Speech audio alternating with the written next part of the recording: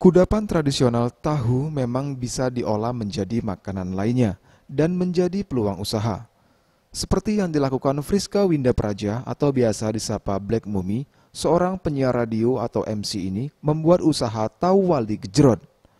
Walik sendiri merupakan tahu pong yang dibalik lalu diberi isian bakso, kemudian digoreng hingga renyah. Menurut Friska, usahanya ini dimulai sejak COVID-19 dan terus hingga saat ini.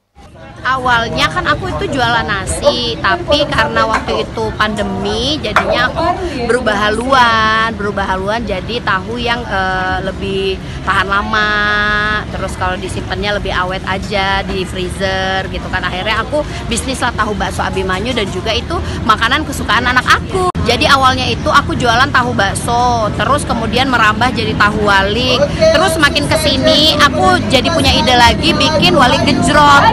Nah, terus yang beda tahu bakso aku dan juga walik aku dari yang lain, karena tahu bakso itu kan biasanya identik dengan sambal kecap, tapi kalau aku itu bikinnya dengan sambal merah. Jadi dia itu dicocolnya, tahu bakso dicocol dengan sambal merah, tahu walik juga dicocol dengan sambal merah. Terus yang menu baru itu ada walik gejrot. Kalau biasanya tahu gejrot, jadi aku bikin walik gejrot gitu, biar ada gurihnya, ada manisnya, ada asamnya.